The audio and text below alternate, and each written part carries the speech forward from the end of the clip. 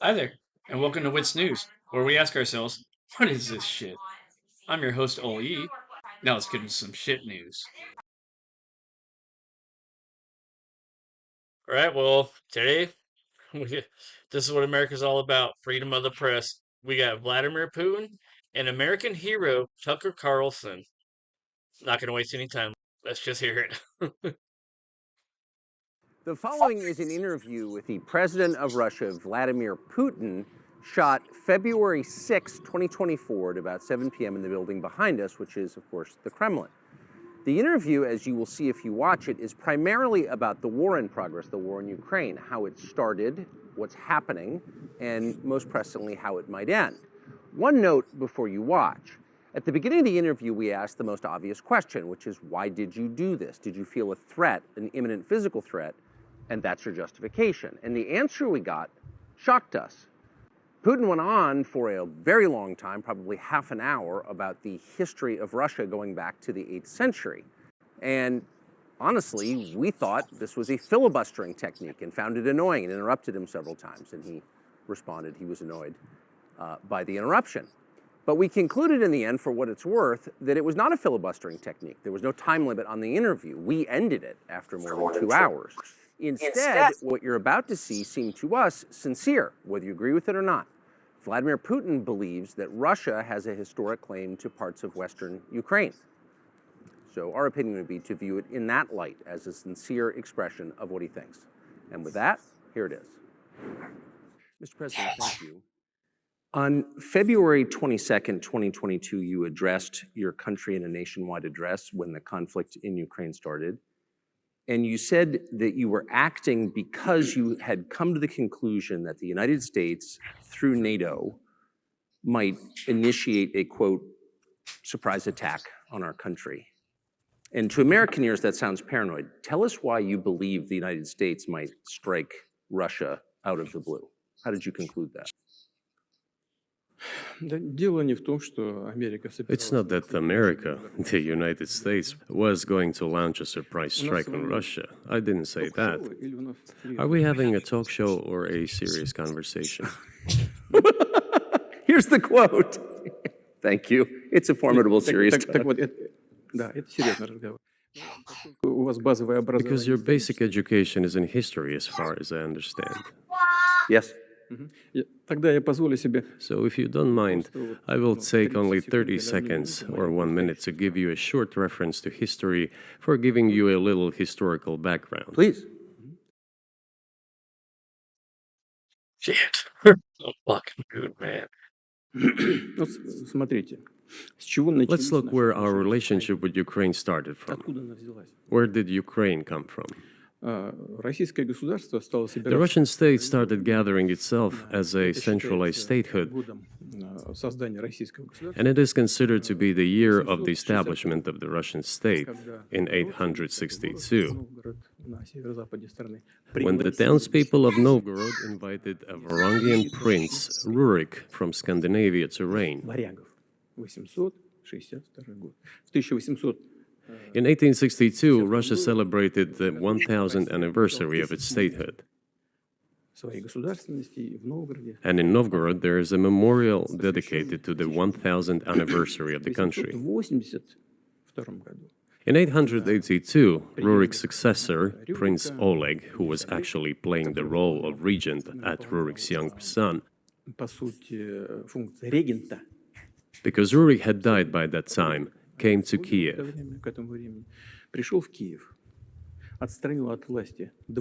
He ousted two brothers who apparently had once been members of Rurik's squad. So Russia began to develop with two centers of power, Kiev and Novgorod. The next very significant date in the history of Russia was 988. This was the baptism of Russia, when Prince Vladimir, the great-grandson of Rurik, baptized Russia and adopted Orthodoxy, or Eastern Christianity. From this time, the centralized Russian state began to strengthen. Why? Because of the single territory, integrated economic ties, one and the same language, and, after the baptism of Russia, the same faith and rule of the prince. The centralized Russian state began to take shape. Back in the Middle Ages, Prince Yaroslav the Wise introduced the order of succession to a throne. But after he passed away, it became complicated for various reasons. The throne was passed not directly from father to eldest son, but from the prince who had passed away to his brother, then to his sons in different lines. All this led to the fragmentation and the end of Rus as a single state. There was nothing special about it. The same was happening then in Europe.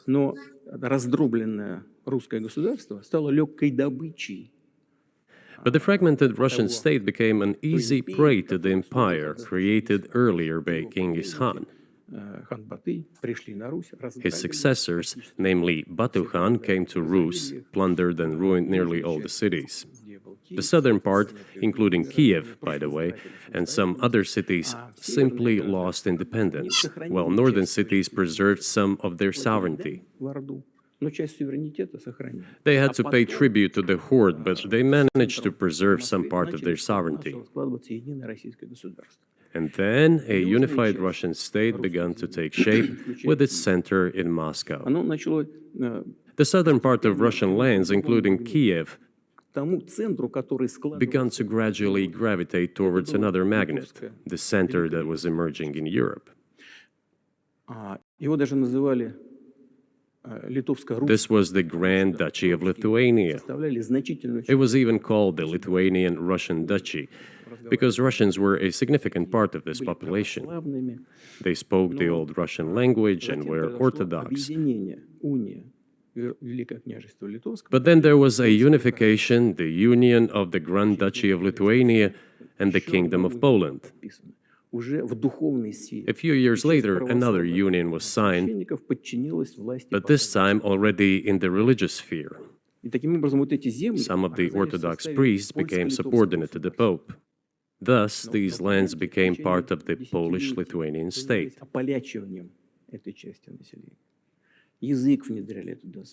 During decades, the Poles were engaged in Polonization of this part of the population. They introduced their language there, tried to entrench the idea that this population was not exactly Russians, that because they lived on the fringe, they were Ukrainians. Originally, the word Ukrainian meant that a person was living on the outskirts of the state, along the fringes, or was engaged in a border patrol service. It didn't mean any particular ethnic group. So the Poles were trying to, in every possible way, to colonize this part of the Russian lands, and actually treated it rather harshly, not to say cruelly. All that led to the fact that this part of the Russian lands began to struggle for their rights. They wrote letters to Warsaw demanding that their rights be observed and people be commissioned here, including to Kiev. I beg your pardon, can you tell us what period? I'm losing track of where in history we are. The Polish oppression of Ukraine. It was in the 13th century.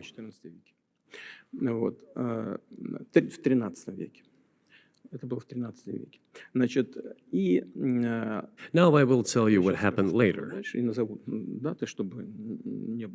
and give the dates so that there is no confusion. And in 1654, even a bit earlier, the people who were in control of the authority over that part of the Russian lands addressed Warsaw, I repeat, demanding that they send them to rulers of Russian origin and Orthodox faith. When Warsaw did not answer them, and in fact rejected their demands, they turned to Moscow, so that Moscow took them away. So that you don't think that I'm inventing things, I'll give you these documents. Well, it doesn't sound like you're inventing it. I'm not sure why it's relevant to what happened 2 years ago. But still, these are documents from the archives, copies. Here are the letters from Bogdan Khmelnytsky, the man who then controlled the power in this part of the Russian lands that is now called Ukraine. He wrote to Warsaw demanding that their rights be upheld. And after being refused, he began to write letters to Moscow, asking to take them under the strong hand of the Moscow Tsar. There are copies of these documents. I will leave them for your good memory. There is a translation into Russian. You can translate it into English later. Russia would not agree to admit them straight away, assuming that the war with Poland would start. Nevertheless, in 1654, the Pan-Russian Assembly of top clergy and landowners, headed by the Tsar,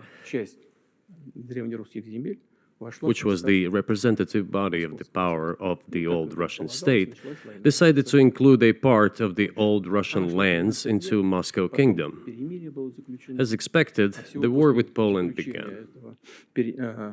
It lasted 13 years, and then in 1654, a truce was concluded. And 32 years later, I think, a peace treaty with Poland, which they called Eternal Peace, was signed. And these lands, the whole left bank of Dnieper, including Kiev, went to Russia. And the whole right bank of Dnieper remained in Poland. Under the rule of Catherine the Great, Russia reclaimed all of its historical lands, including in the south and west. This all lasted until the revolution. Before World War I, Austrian General Staff relied on the ideas of Ukrainianization and started actively promoting the ideas of Ukraine and the Ukrainianization.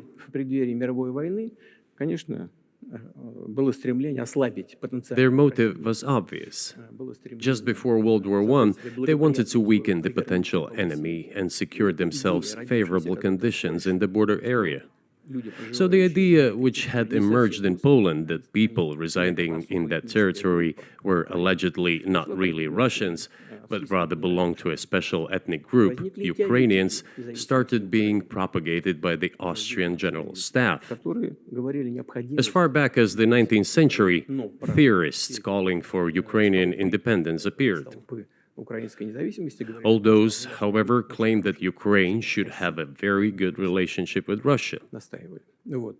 They insisted on that. After the 1917 revolution, the Bolsheviks sought to restore the statehood, and the civil war began, including the hostilities with Poland. In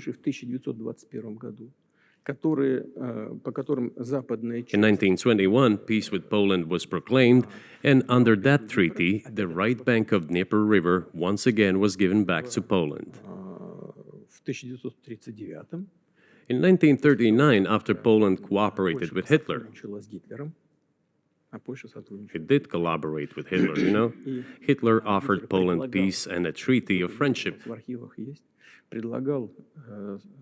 An alliance demanding in return that Poland give back to Germany the so-called Danzig corridor, which connected the bulk of Germany with East Prussia and Königsberg.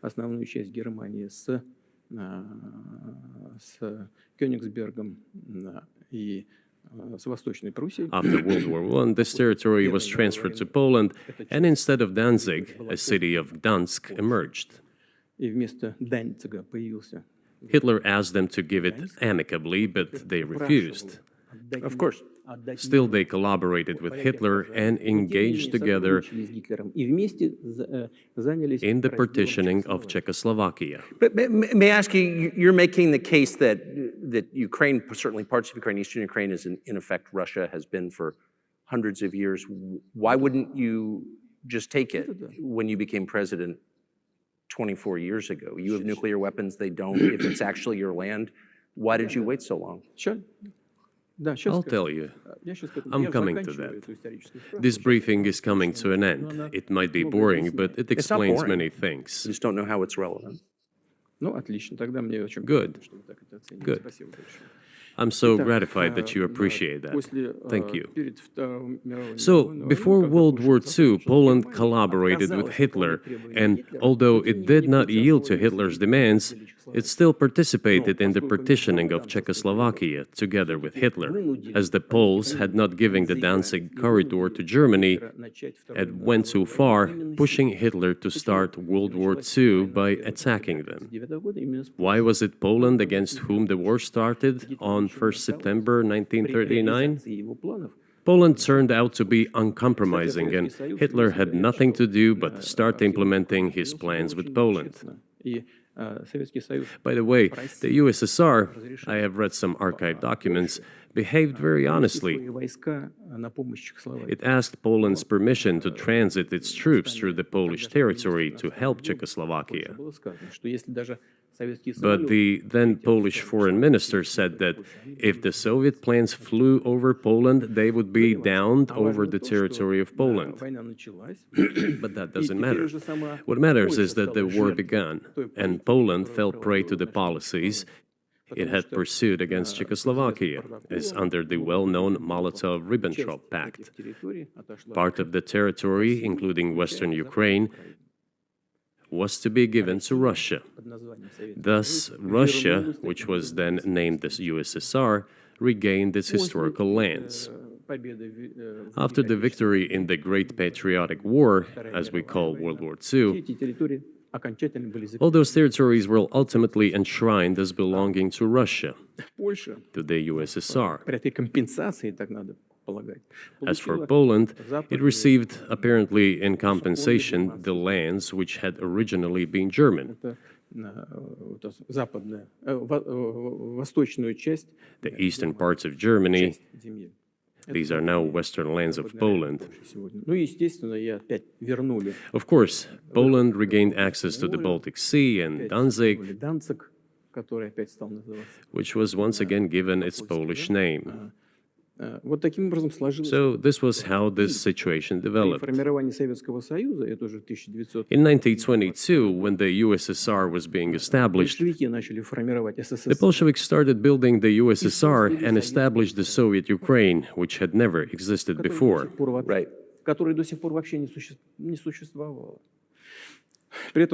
Stalin insisted that those republics be included in the USSR as autonomous entities. For some inexplicable reason, Lenin, the founder of the Soviet state, insisted that they be entitled to withdraw from the USSR. And again, for some unknown reasons, he transferred to that newly established Soviet Republic of Ukraine some of the lands together with people living there, even though those lands had never been called Ukraine, and yet they were made part of that Soviet Republic of Ukraine. Those lands included the Black Sea region, which was received under Catherine the Great, and which had no historical connection with Ukraine whatsoever. Even if we go as far back as 1654, when these lands returned to Russian Empire, that territory was the size of 3 to 4 regions of modern Ukraine, with no Black Sea region. That was completely out of the question. In 1654. Exactly. You obviously have encyclopedic knowledge of this region, but why didn't you make this case for the first 22 years as president that Ukraine wasn't a real country?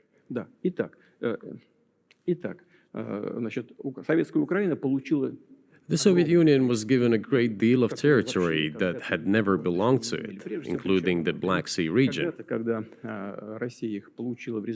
At some point, when Russia received them as an outcome of the Russo-Turkish Wars, they were called New Russia or Novorossiya. But that does not matter. What matters is that Lenin, the founder of the Soviet state, established Ukraine that way.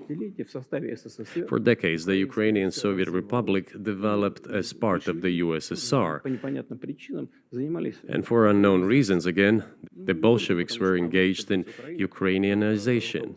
It was not merely because the Soviet leadership was composed to a great extent of those originating from Ukraine. Rather, it was explained by the general policy of indigenization indigenization pursued by the Soviet Union. Same things were done in other Soviet republics. This involved promoting national languages and national cultures, which is not bad in principle. That is how the Soviet Ukraine was created. After the World War II, Ukraine received, in addition to the lands that had belonged to Poland before the war, part of the lands that had previously belonged to Hungary and Romania. So Romania and Hungary had some of their lands taken away and given to the Soviet Ukraine, and they still remain part of Ukraine. So in this sense, we have every reason to affirm that Ukraine is an artificial state that was shaped at Stalin's will. Do you believe Hungary has a right to take its land back from Ukraine, and that other nations have a right to go back to their 1654 borders?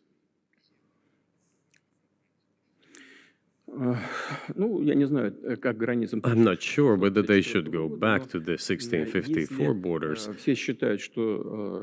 But given Stalin's time, so-called Stalin's regime, which, as many claim, saw numerous violations of human rights and violations of the rights of other states,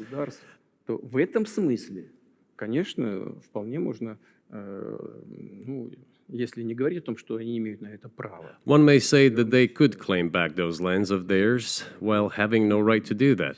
It is at least understandable. Have you told Viktor Orban that he can have part of Ukraine?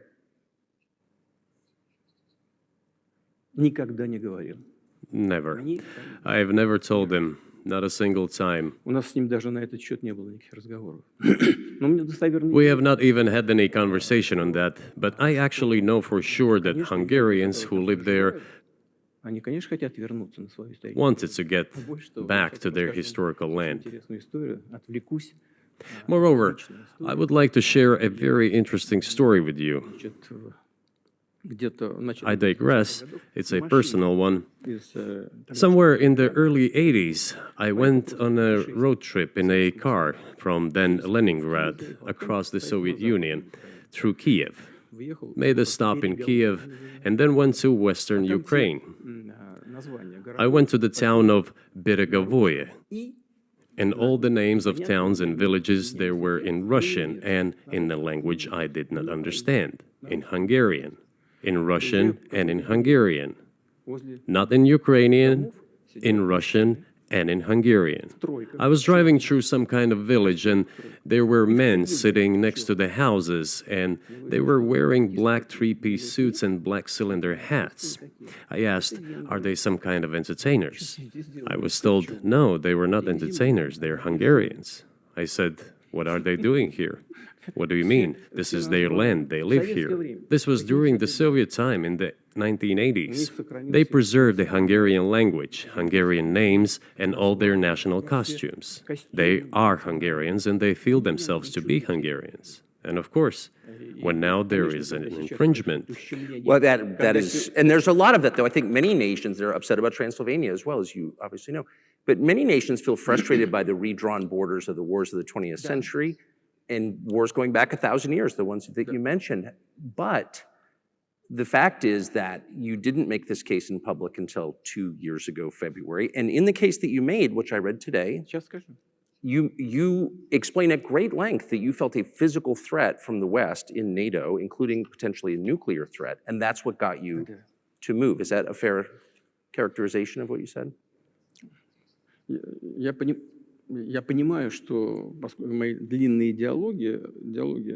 I understand that my long speeches probably fall outside of the genre of the interview. That is why I asked you at the beginning, are we going to have a serious talk or a show? You said a serious talk, so bear with me, please. We're coming to the point where the Soviet Ukraine was established.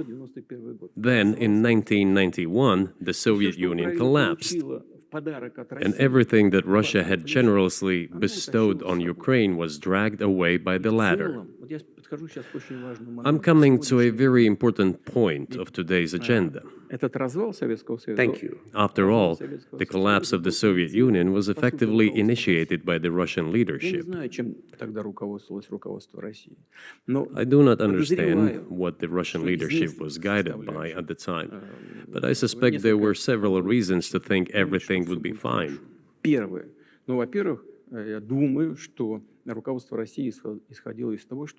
First, I think that then Russian leadership believed that the fundamentals of the relationship between Russia and Ukraine were, in fact, a common language. More than 90% of the population there spoke Russian. Family ties. Every third person there had some kind of family or friendship ties. Common culture, common history. Finally, common faith, coexistence with a single state for centuries, and deeply interconnected economies. All of these were so fundamental. All these elements together make our good relationships inevitable. The second point is a very important one. I want you, as an American citizen, and your viewers to hear about this as well. The former Russian leadership assumed that the Soviet Union had ceased to exist, and therefore there were no longer any ideological dividing lines. Russia even agreed voluntarily and proactively to the collapse of the Soviet Union, and believed that this would be understood by the so-called civilized West as an invitation for cooperation and association. That is what Russia was expecting, both from the United States and the so-called collective West as a whole. There were smart people, including in Germany, Egon Bahr, a major politician of the Social Democratic Party, who insisted in his personal conversations with the Soviet leadership on the brink of the collapse of the Soviet Union that a new security system should be established in Europe. Help should be given to unify Germany, but a new system should be also established to include the United States, Canada, Russia, and other Central European countries. Yes. But NATO needs not to expand. That's what he said. If NATO expands, everything would be just the same as during the Cold War, only closer to Russia's borders. That's all. He was a wise old man, but no one listened to him. In fact, he got angry once. If, he said, you don't listen to me, I'm never setting my foot in Moscow once again. Everything happened just as he had said. Well, of course, it did come true, and you've mentioned this many times. I think it's a fair point, and many in America thought that relations between Russia and the United States would be fine with the collapse of the Soviet Union and the end of the Cold War, that the opposite happened. But you've never explained why you think that happened, except to say that the West fears a strong Russia, but we have a strong China the West does not seem very afraid of. What about Russia, do you think, convinced policymakers they had to take it down? The West is afraid of strong China more than it fears a strong Russia, because Russia has 150 million people and China has 1.5 billion population, and its economy is growing by leaps and bounds, or 5% a year. It used to be even more. But that's enough for China. As Bismarck once put it, potentials are the most important. China's potential is enormous. It is the biggest economy in the world today in terms of purchasing power parity and the size of the economy. It has already overtaken the United States quite a long time ago, and it is growing at a rapid clip. Let's not talk about who is afraid of whom. Let's not reason in such terms. And let's get into the fact that after 1991, when Russia expected that it would be welcomed into the brotherly family of civilized nations, nothing like this happened. You tricked us. I don't mean you personally when I say you. Of course, I'm talking about the United States. The promise was that NATO would not expand eastward, but it happened 5 times. There were 5 waves of expansion. We tolerated all that. We were trying to persuade them. We were saying, please don't. We are as bourgeois now as you are. We are market economy and there is no communist party power. Let's negotiate. Moreover, I have also said this publicly before. There was a moment when a certain rift started growing between us.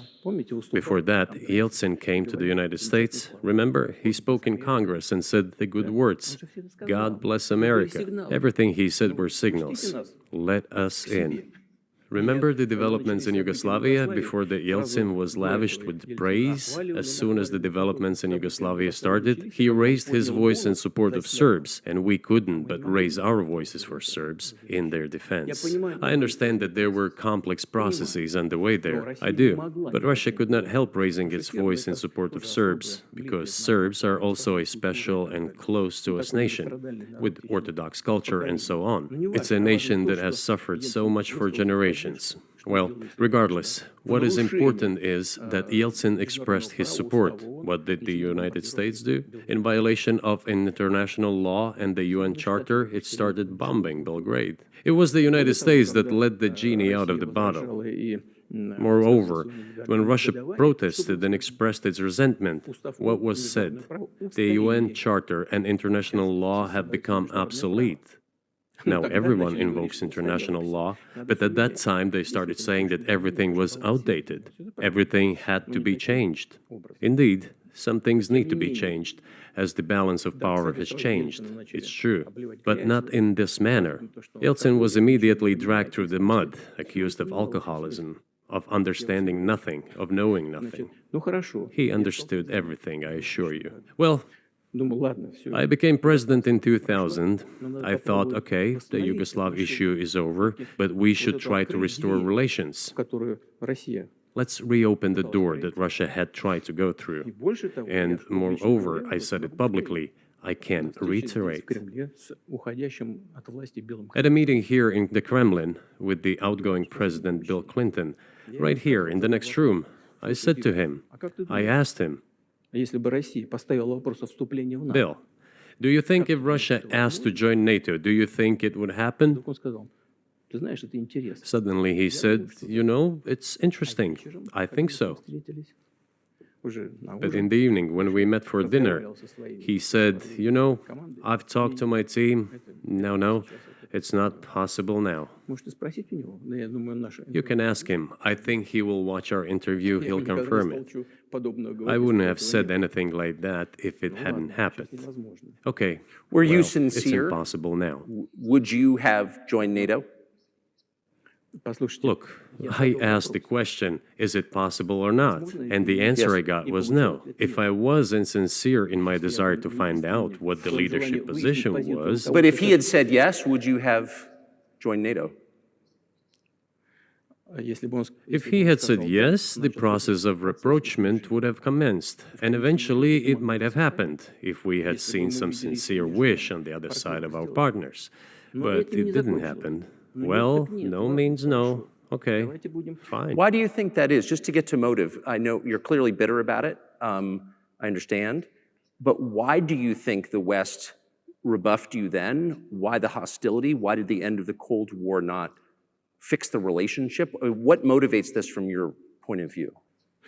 You said I was bitter about the answer. No, it's not bitterness. It's just a statement of fact. We're not bride and groom, bitterness, resentment. It's not about those kind of matters in such circumstances. We just realized we weren't welcome there, that's all. Okay, fine. But let's build relations in another manner. Let's look for common ground elsewhere. Why we received such a negative response, you should ask your leaders. I can only guess why. Too big a country with its own opinion and so on.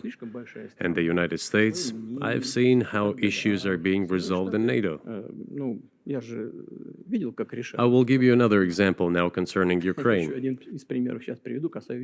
The US leadership exerts pressure, and all NATO members obediently vote, even if they do not like something. Now, I'll tell you what happened in this regard with Ukraine in 2008, although it's being discussed. I'm not going to open a secret to you, say anything new. Nevertheless, after that we tried to build relations in different ways.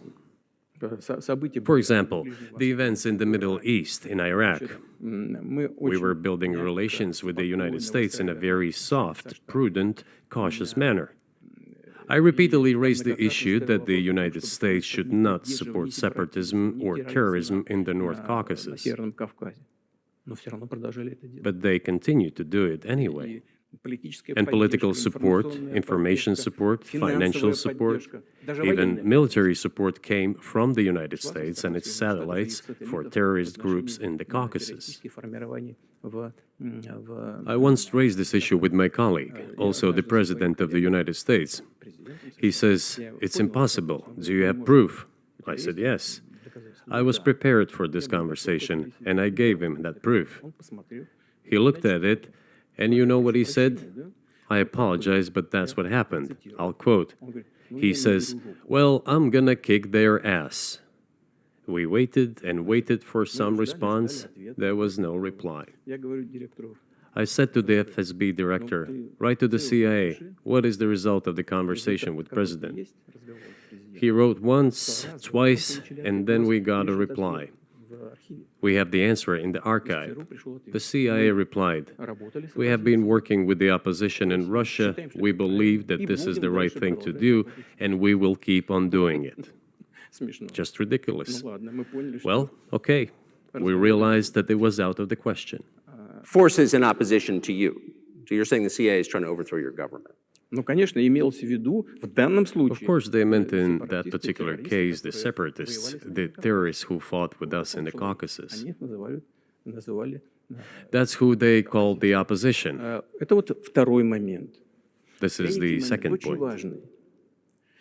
The third moment is a very important one, is the moment when the U.S. missile defense system was created. The beginning. We persuaded for a long time not to do it in the United States. Moreover, after was invited by Bush Jr.'s father, Bush Sr., to visit his place on the ocean, I had a very serious conversation with President Bush and his team. I proposed that the United States, Russia, and Europe jointly create a missile defense system that, we believe, if created unilaterally, threatens our security, despite the fact that the United States officially said that it was being created against missile threats from Iran. That was the justification for the deployment of the missile defense system. I suggested working together, Russia, the United States, and Europe. They said it was very interesting. They asked me, "Are you serious?" I said, "Absolutely." Let me ask, what year was this? I don't remember. It is easy to find out on the internet when I was in the USA at the invitation of Bush Sr. It is even easier to learn from someone I'm going to tell you about. I was told it was very interesting. I said, just imagine if we could tackle such a global strategic security challenge together. The world will change. We'll probably have disputes, probably economic and even political ones, but we could drastically change the situation in the world. He says yes, and asks, "Are you serious?" I said, "Of course. We need to think about it," I'm told. I said, "Go ahead, please." Then Secretary of Defense Gates, former Director of CIA, and Secretary of State Rice came in here, in this cabinet, right here at this table. They sat on this table. Me, the Foreign Minister, the Russian Defense Minister on that side. They said to me, "Yes, we have thought about it. We agree." I said, "Thank God, great, but with some exceptions." So twice you've described U.S. presidents making decisions and then being undercut by their agency heads. So it sounds like you're describing a system that's not run by the people who were elected, in your telling. That's right. That's right. In the end, they just told us to get lost. I'm not going to tell you the details because I think it's incorrect. After all, it was confidential conversation. But our proposal was declined. That's a fact. It was right then when I said, "Look, but then we will be forced to take countermeasures. We will create such strike systems that will certainly overcome missile defense systems." The answer was, We're not doing this against you, and you do what you want, assuming that it is not against us, not against the United States. I said, okay. Very well. That's the way it went. And we created hypersonic systems with intercontinental range, and we continue to develop them. We are now ahead of everyone, the United States and the other countries, in terms of the development of hypersonic strike systems, and we are improving them every day. But it wasn't us. We proposed to go the other way, and we were pushed back. Now, about NATO's expansion to the east. Well, we were promised no NATO to the east, not an inch to the east, as we were told. And then what? They said, well, it's not enshrined on paper, so we'll expand. So there were 5 waves of expansion, the Baltic states, the whole of Eastern Europe, and so on. And now I come to the main thing. They have come to the Ukraine, ultimately. In 2008, at the summit in Bucharest, they declared that the doors for Ukraine and Georgia to join NATO were open. Now about how decisions are made there. Germany, France seem to be against it, as well as some other European countries. But then, as it turned out later, President Bush, and he's such a tough guy, a tough politician, as I was told later, he exerted pressure on us and we had to agree. It's ridiculous, it's like kindergarten. Where are the guarantees? What kindergarten is this? What kind of people are these? Who are they? You see, they were pressed, they agreed. And then they say, Ukraine won't be in the NATO, you know? I say, I don't know. I know you agreed in 2008. Why won't you agree in the future? Well, they pressed us then. I say, why won't they press you tomorrow? And you'll agree again. Well, it's nonsensical. Who's there to talk to? I just don't understand. We're ready to talk. But with whom? Where are the guarantees? None. So they started to develop the territory of Ukraine. Whatever is there, I have told you the background, how this territory developed, what kind of relations there were with Russia. Every second or third person there has always had some ties with Russia. And during the elections, in already independent, sovereign Ukraine, which gained its independence as a result of the Declaration of Independence, and by the way, it says that Ukraine is a neutral state, and in 2008, suddenly the doors or gates to NATO were open to it. Oh, come on. This is not how we agreed. Now, all the presidents that have come to power in Ukraine, they relied on electorate with a good attitude to Russia in one way or the other. This is the southeast of Ukraine. This is a large number of people. And it was very difficult to dissuade this electorate, which had a positive attitude towards Russia. Viktor Yanukovych came to power, and how? The first time he won after President Kuchma, they organized a third round, which is not provided for in the constitution of Ukraine. This is a coup d'etat. Just imagine, someone in the United States wouldn't like the outcome. In 2014? Before that. No, this was before that. After President Kuchma, Viktor Yanukovych won the elections. However, his opponents did not recognize that victory. The US supported the opposition, and the third round was scheduled. What is this? This is a coup. The US supported it, and the winner of the third round came to power. Imagine if in the US something was not to someone's liking, and the third round of election, which the US Constitution does not provide for, was organized. Nonetheless, it was done in Ukraine. Okay, Viktor Yushchenko, who was considered a pro-Western politician, came to power. Fine, we have built relations with him as well. He came to Moscow with visits. We visited Kiev. I visited too. We met in an informal setting. If he's pro-Western, so be it. It's fine. Let people do their job. The situation should have developed inside the independent Ukraine itself. As a result of Kuchma's leadership, things got worse and Viktor Yanukovych came to power after all. Maybe he wasn't the best president and politician, I don't know.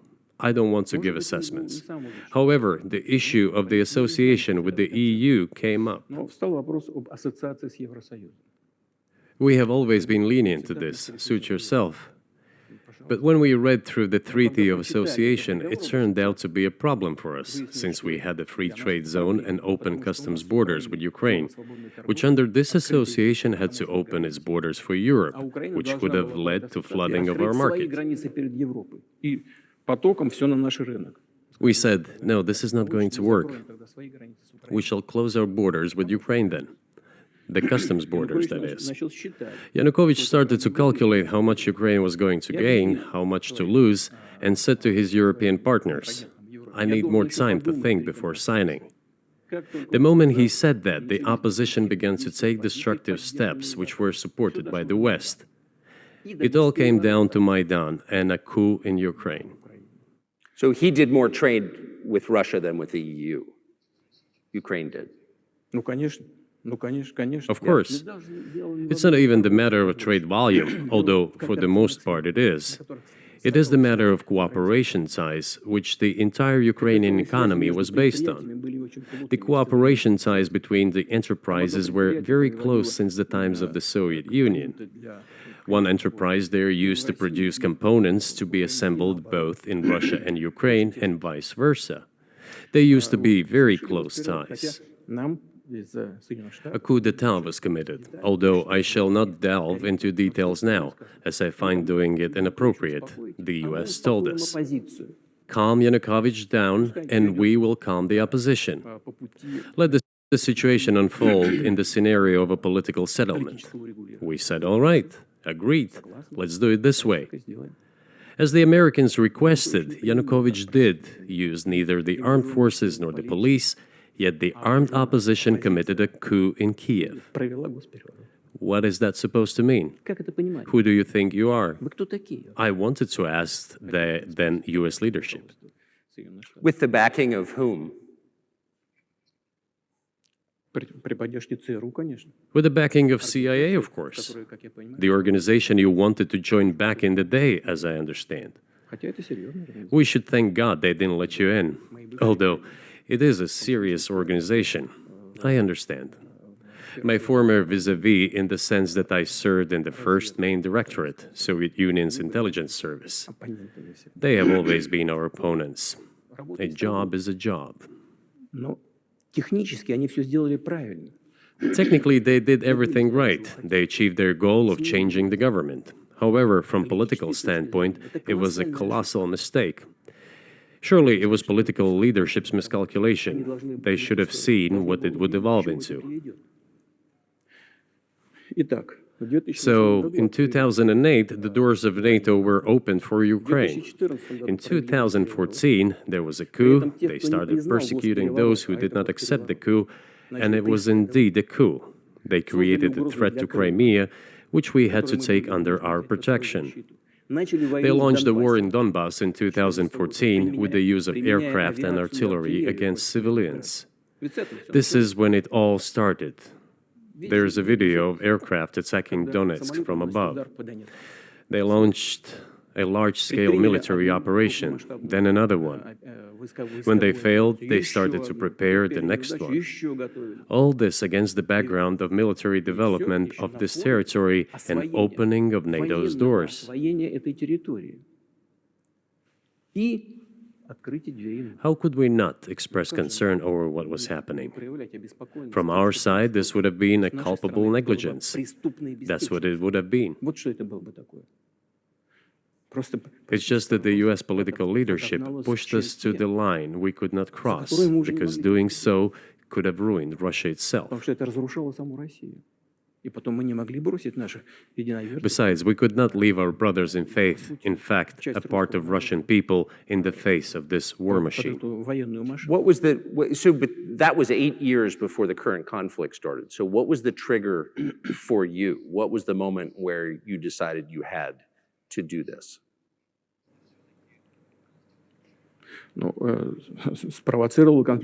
Initially, it was the coup in Ukraine that provoked the conflict.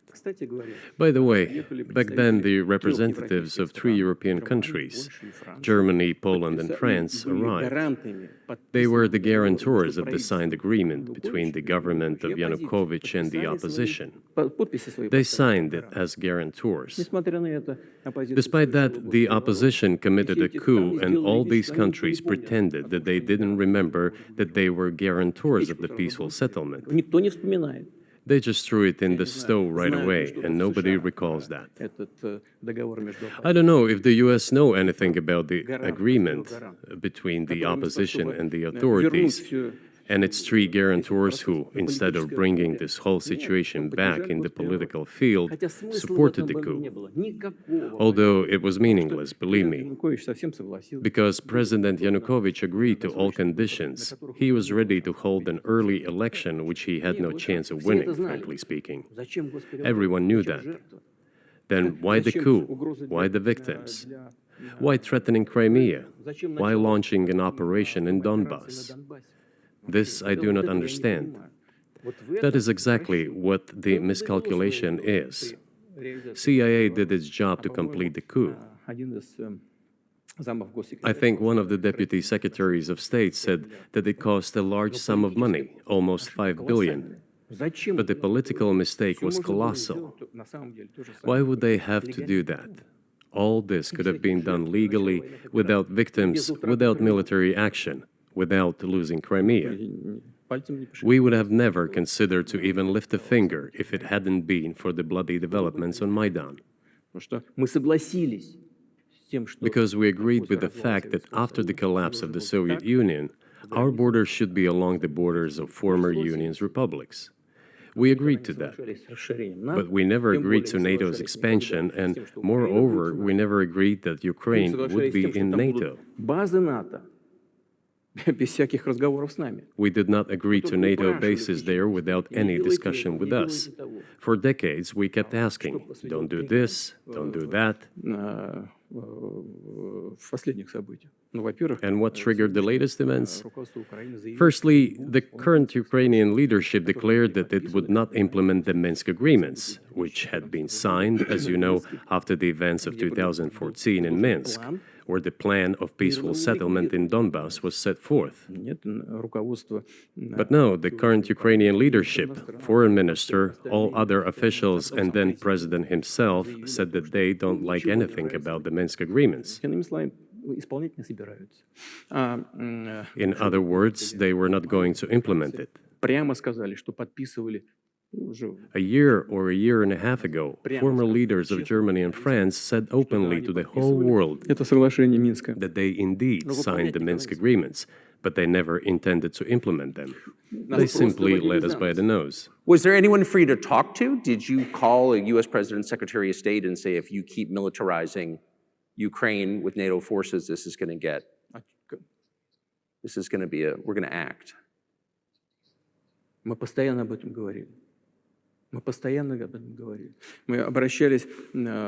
talked about this all the time. We addressed the United States and European countries' leadership to stop these developments immediately, to implement the Minsk agreements. Frankly speaking, I didn't know how we were going to do this, but I was ready to implement them. These agreements were complicated for Ukraine. They included lots of elements of those Donbass territories' independence. That's true. However, I was absolutely confident, and I'm saying this to you now. I honestly believe that if we managed to convince the residents of Donbass, and we had to work hard to convince them to return to the Ukrainian statehood, then gradually the wounds would start to heal. When this part of territory reintegrated itself into a common social environment, when the pensions and social benefits were paid again, all the pieces would gradually fall into place. No, nobody wanted that. Everybody wanted to resolve the issue by military force only. But we could not let that happen. And the situation got to the point when the Ukrainian side announced, no, we will not do anything. They also started preparing for military action. It was they who started the war in 2014. Our goal is to stop this war. And we did not start this war in 2022. This is an attempt to stop it. Do you think you've stopped it now? I mean, have you achieved your aims? No, we haven't achieved our aims yet, because one of them is denazification. This means the prohibition of all kinds of neo-Nazi movements. This is one of the problems that we discussed during the negotiation process, which ended in Istanbul early this year.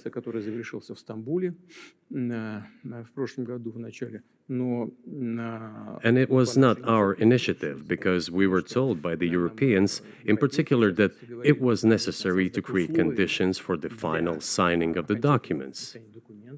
My counterparts in France and Germany said, "How can you imagine them signing a treaty with a gun to their heads? The troops should be pulled back from Kiev." I said, "All right." We withdrew the troops from Kiev. As soon as we pulled back our troops from Kiev, our Ukrainian negotiators immediately threw all our agreements reached in Istanbul into the bin and got prepared for a long-standing armed confrontation with the help of the United States and its satellites in Europe. That is how the situation has developed, and that is how it looks now. But what is, pardon my ignorance, what is denazification? What would that mean? What is... Да, вот я как раз хочу сейчас об этом сказать. Это очень важный вопрос. Денацификация. That is what I want to talk about right now. It is a very important issue. Denazification. After gaining independence, Ukraine began to search, as some Western analysts say, its identity. And it came up with nothing better than to build this identity upon some false heroes who collaborated with Hitler. That looks like a good spot to stop it right there. We'll get back into this tomorrow. Interesting stuff. This has been Wentz News.